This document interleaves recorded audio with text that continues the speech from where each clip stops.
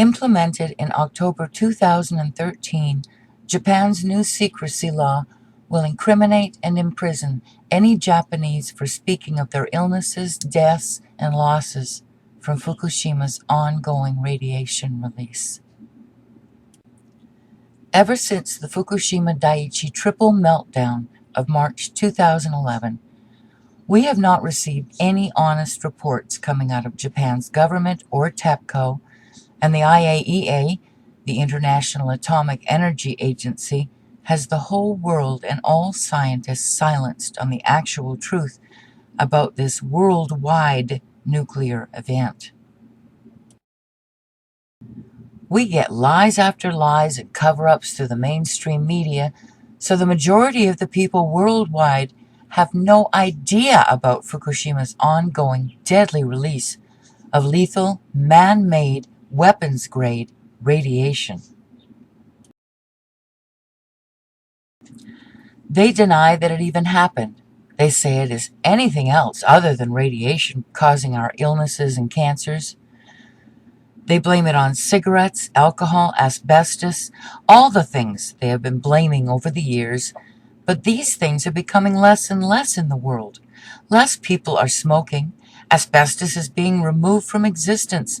Alcohol use is about the same. So how could they be to blame for the acceleration and now higher statistics in cancer rates, heart attacks, and birth deformities worldwide? 1 out of every 2 men and 1 out of every 3 women will be diagnosed with cancer. You are being lied to, and they are laughing at you as you follow along with and believe in their lies. Einstein once said, "The world will not be destroyed by those who do evil, but by those who watch them without doing anything." Try asking someone you work with if they know the current news on Fukushima, and most will give you a blank look, saying something like, "What is Fukushima? Never heard of it." Or if they do know about it, their reply will be something like, "Oh yeah, that happened a few years ago. Those poor people over there." The news media has the world living in a false, numb, and dangerous fantasy, and the people don't want you to rip them out of that imaginary world they live in. Those of us that do speak the truth are labeled conspiracy theorists. But this is not a conspiracy, folks. I'm sorry to tell you. This is the real deal. We now live in a deadly radioactive world. Think about what you would have experienced if a single huge nuclear bomb, large enough to take out the whole northern hemisphere of Earth, had been detonated 3 years ago. That would have been a sudden, huge detonation, releasing all of its nuclear death immediately, and there would be no way the survivors would be able to hide, lie, or cover up the news of it. The thing within that bomb that would kill us is all the nuclear man-made isotopes of radiation that are designed to burn from the inside out, like your microwaves do when they heat your food. It would be a sudden, immediate release, and the death toll from the moment of detonation would be mind-boggling. Now, realize that the explosions of the nuclear reactors at Fukushima 3 years ago may have been smaller detonations than a huge nuclear bomb designed to take out half our planet, but these detonations opened the sealed reactors and released their cores of nuclear materials to allow a constant release of the same weapons-grade nuclear isotopes that a huge nuclear bomb large enough to take out the northern hemisphere of Earth would also release. Now here's where it gets even more frightening. One of the reactors at Fukushima, Reactor 3, had MOX fuel in it. That is both plutonium and uranium, the same elements that would be in a nuclear bomb designed to release the worst radioactive isotopes to kill on a wider scale. Reactor 3 and the other destroyed reactors are constantly releasing this nuclear death 24 hours a day and have been releasing this every single day since March of 2011. And no, these radioactive isotopes do not dilute, either in the air or the oceans, as the IAEA's pet scientists would have you believe through their publicly stated lies. They build up as more and more of them are being released, and they multiply. These isotopes are neutrons, protons, and electrons, atoms, in fission. And after their so-called half-lives, they do not just disappear or get weaker. It is the fission that splits the atoms into 2 or 3. The daughters of these are now 2 or 3 times as many. And when their fission is complete after their half-life, each one of those gives birth to 2 or 3 more, even deadlier radioactive isotopes that have much longer lifespans than their parent isotopes that are also undergoing their own nuclear fission.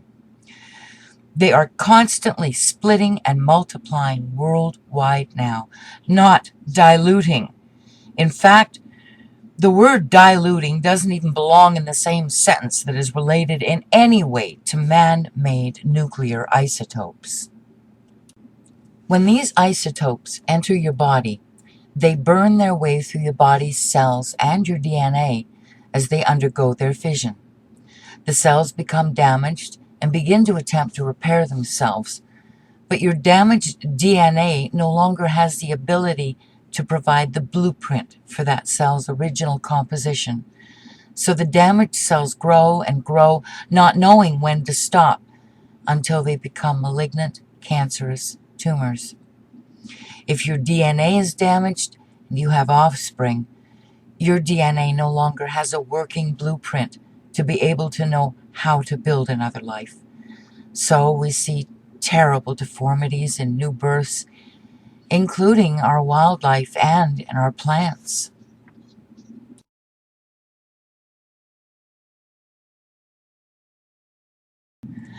So, in all truth, Fukushima needs to be compared to a very slow-motion, huge nuclear bomb that is slowly taking out the whole northern hemisphere of Earth, and much more, because these destroyed reactor buildings never stop releasing the radiation. The radiation now has become an amount that is much more than a single nuclear bomb detonation. Think about it. They don't even know where the 3 cores that escaped their reactors are now, so they continuously pour water over the areas to hopefully keep them from getting hotter. They are hot and fully active, burning their way with full nuclear fission into Earth's crust. Japan has no idea what they're doing and will not accept any help from the worldwide nuclear scientific community. Above all issues on Earth, we need to stop this radioactive release. But what we need to stop it with has not yet been invented. So, what is needed is a scientific think tank to be formed to attempt to invent something to stop this release.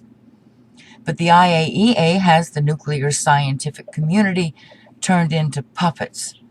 Instead, our once trusted scientists speak of this disaster as though it is nothing to worry about, and compares it to natural, not harmful potassium-40 radiation in bananas and licking iPhone chargers. These levels of radiation are just above natural background at the WIP site. And so there is no expectation that those measurements for you or your children or anyone else will show exposure on a lung count.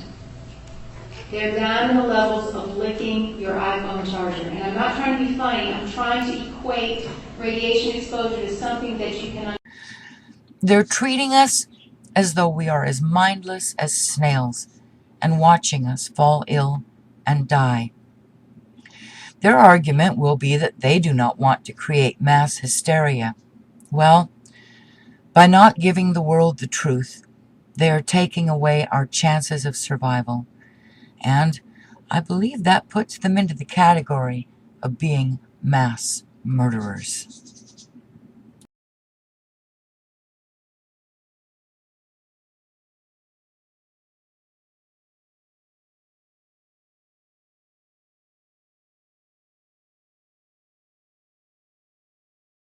Oh yeah, go on, click the subscribe button.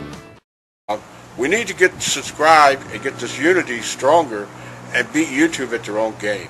Okay, that's what this is about. Like I say, go to the remix button, hit the remix button.